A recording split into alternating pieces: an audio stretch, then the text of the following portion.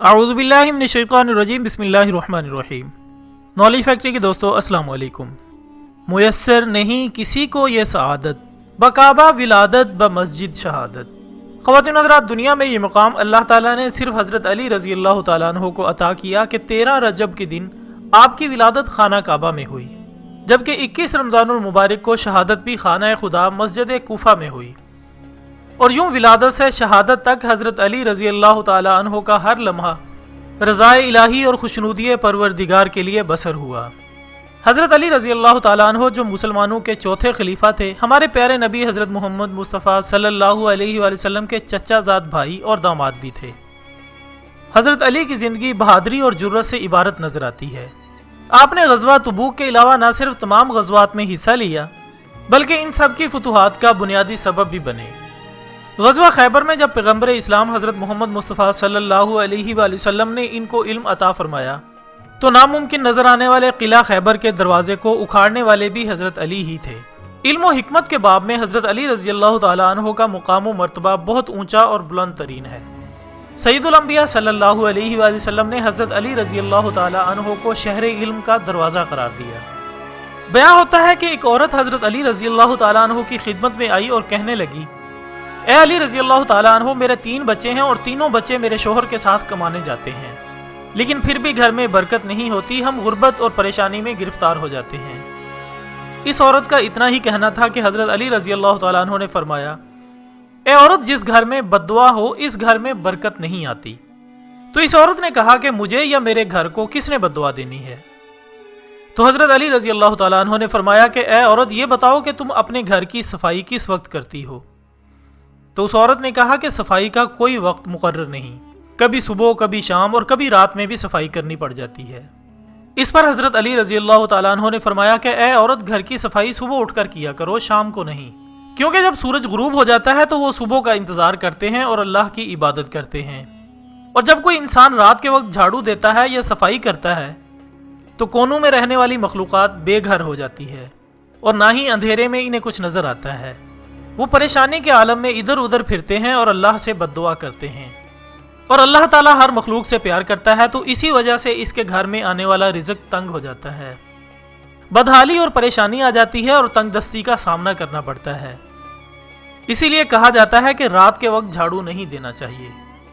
خواتین و حضرات، اللہ تعالیٰ نے حضرت علی رضی اللہ تعالیٰ عنہ کو جو علم کا خزانہ دیا ہے، اس سے توکل کا بھی ایک درس ملتا ہے، اور وہ یہ کہ ایک بار حضرت علی رضی اللہ تعالیٰ عنہ کے دربار میں ایک فقیر حاضر ہوا اور فریاد کرنے لگا۔ حضرت علی رضی اللہ تعالیٰ عنہ نے حضرت حسن کو گھر بھیجا اور کہا کہ اپنی والدہ سے پوچھو کہ گھر میں کیا موجود ہے۔ حضرت فاطمہ الزہرا رضی اللہ تعالیٰ عنہ نے فرمایا کہ گھر میں 6 درہم موجود ہیں۔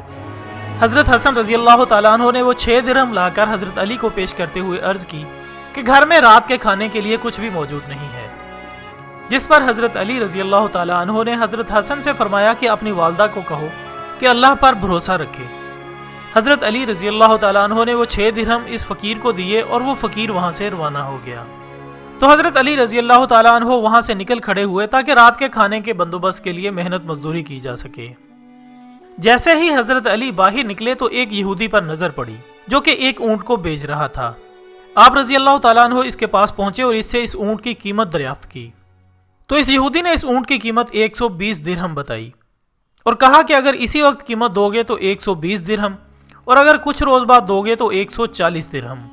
حضرت علی رضی اللہ تعالیٰ عنہ نے اس یہودی سے فرمایا کہ ابھی تو میرے پاس پیسے نہیں ہیں، تم یہ اونٹ مجھے 140 درہم میں دے دو، میں تمہیں کچھ عرصے بعد اس کی ادائیگی کروں گا۔ چنانچہ حضرت علی رضی اللہ تعالیٰ عنہ اس اونٹ کو لے کر بازار پہنچے اور اس اونٹ کی نیلامی کا سلسلہ شروع ہوا۔ اونٹ نہ صرف کافی خوبصورت تھا بلکہ اس کی کھال بھی کافی چمکدار تھی، چنانچہ کافی لوگ اس کی نیلامی میں شامل ہو گئے، لہٰذا اونٹ کی قیمت 200 درہم لگی اور حضرت علی رضی اللہ تعالیٰ عنہ نے وہ اونٹ 200 درہم میں بیچ دیا۔ حضرت علی وہ رقم لے کر یہودی کے گھر گئے اور اس کو 140 درہم ادا کیے۔ وہ یہودی یہ رقم لے کر بہت حیران ہوا اور کہنے لگا کہ اگر آپ نے اس اونٹ کو آج ہی بیچنا تھا تو اسے 120 درہم میں ہی خرید لیتے، لیکن حضرت علی رضی اللہ تعالیٰ عنہ نے فرمایا کہ مجھے تو یہ معلوم نہیں تھا کہ میں یہ اونٹ آج ہی بیچ پاؤں گا یا نہیں۔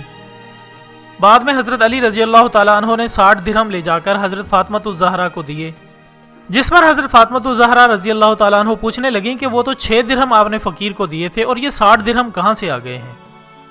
تو حضرت علی رضی اللہ تعالیٰ عنہ نے حضرت فاطمہ الزہرا رضی اللہ تعالیٰ عنہ سے کہا کہ اللہ پر بھروسہ ہر حال میں رکھنا چاہیے، اور اگر تم اللہ کی راہ میں کچھ دو گے تو اللہ اس کو بڑھا کر تمہیں لوٹائے گا۔ اسی طرح ایک شخص حضرت علی رضی اللہ تعالیٰ عنہ اور حضرت عمر بن خطاب رضی اللہ تعالیٰ عنہ کے پاس بیٹھا تھا۔ اس کی آنکھیں اندر کو دھنسی ہوئی تھیں اور زبان ذکر و تسبیح میں مشغول تھی۔ حضرت عمر رضی اللہ تعالیٰ عنہ نے اس سے پوچھا کہ آپ نے صبح کس حال میں کی؟ اس آدمی نے عجیب انداز سے جواب دیا کہ میں نے اس حال میں صبح کی کہ فتنہ کو پسند کرتا ہوں اور حق بات سے کراہت کرتا ہوں اور بغیر وضو کے نماز پڑھتا ہوں، اور میرے لیے زمین پر وہ چیز ہے جو آسمان پر اللہ کے لیے نہیں ہے۔ یہ سن کر حضرت عمر رضی اللہ تعالیٰ عنہ طیش میں آ گئے اور اللہ کے دین کی خاطر انتقام لینے پر آمادہ ہو گئے اور اس آدمی کو پکڑ کر سخت سزا دینے لگے۔ تو حضرت علی رضی اللہ تعالیٰ عنہ نے ہنستے ہوئے کہا کہ اے امیر المومنین، یہ شخص جو کہتا ہے وہ فتنہ کو پسند کرتا ہے، اس سے اس کی مراد مال اور اولاد ہے، جیسا کہ اللہ تعالیٰ کے اس فرمان میں مال اور اولاد کو فتنہ کہا گیا ہے۔ اور جان لو کہ تمہارے مال اور تمہاری اولاد ایک فتنہ ہے، اور بے شک اللہ بڑا اجر دینے والا ہے۔ اور حق کو ناپسند کرتا ہے، اس سے مراد موت کی ناپسندیدگی ہے، جیسا کہ اللہ تعالیٰ نے فرمایا سورۃ قاف آیت 19، اور موت کی بے ہوشی تو ضرور آ کر رہے گی، یہی ہے وہ جس سے تو گریز کرتا ہے۔ اور بغیر وضو کے نماز پڑھتا ہے، اس سے مراد نبی کریم حضرت محمد مصطفیٰ صلی اللہ علیہ وآلہ وسلم پر درود و سلام بھیجنا ہے۔ اور اس نے جو یہ کہا کہ اس کے لیے زمین پر وہ چیز ہے جو آسمان پر اللہ کے لیے نہیں ہے، اس سے اس کی مراد بیوی بچے ہیں۔ ظاہر ہے اللہ تعالیٰ کی ذات بے نیاز ہے، نہ اس کی اولاد ہے اور نہ وہ کسی کی اولاد ہے۔ یہ سن کر حضرت عمر بن خطاب رضی اللہ تعالیٰ عنہ نے خوشی سے جھومتے ہوئے فرمایا وہ جگہ ہی کیا جہاں ابو الحسن نہ ہو، یعنی علی بن ابی طالب رضی اللہ تعالیٰ عنہ۔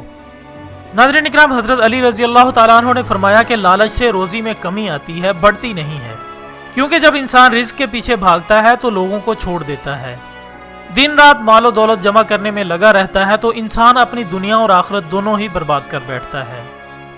اسی طرح حضرت علی رضی اللہ تعالیٰ عنہ نے فرمایا کہ سخت ترین گناہ وہ ہے جو کرنے والے کی نظر میں چھوٹا ہو۔ اور آج اگر ہم اپنے معاشرے میں دیکھیں تو بڑے سے بڑا گناہ کر کے بھی ہمارے ماتھے پر شکن تک نہیں آتی، اور اسی چیز سے لوگوں کے لیے دنیا آخرت میں مشکلات پیدا ہوتی ہیں۔ ناظرین، اسی طرح حضرت علی رضی اللہ تعالیٰ عنہ نے فرمایا کہ اگر توکل سیکھنا ہے تو پرندوں سے سیکھو، کہ جب شام کو گھر واپس جاتے ہیں تو ان کی چونچ میں کل کے لیے کوئی دانہ نہیں ہوتا۔ اس شخص کو کبھی موت نہیں آتی جو علم کو زندگی بخشتا ہے۔ دو طرح سے چیزیں دیکھنے میں چھوٹی نظر آتی ہیں، ایک دور سے اور دوسرا غرور سے۔ کسی کو اس کی ذات اور لباس کی وجہ سے حقیر نہ سمجھنا، کیونکہ تم کو دینے والا اور اس کو دینے والا ایک ہی ہے، وہ یہ اسے عطا اور آپ سے لے بھی سکتا ہے۔ ناظرین اکرام، حضرت علی رضی اللہ تعالیٰ عنہ کے بے شمار واقعات اور اقوال ہیں جن پر چل کر انسان ایک اچھی زندگی گزار سکتا ہے۔ دعا ہے کہ اللہ ہمیں اپنے راستے پر چلنے کی توفیق عطا فرمائے، آمین۔ ویڈیو پسند آنے کی صورت میں اسے لائک کر کے ہماری حوصلہ افزائی کریں، اور اسے فیس بک اور واٹس ایپ پر اپنے دوستوں کے ساتھ ضرور شیئر کریں۔ کل انشاءاللہ دوبارہ ملاقات ہوگی ایک اور اچھی سی ویڈیو کے ساتھ، تب تک کے لیے اجازت دیجیے گا۔ اپنا دوستوں، رشتہ داروں اور گرد و نواح کے تمام لوگوں کا بہت خیال رکھیے گا۔ اللہ حافظ۔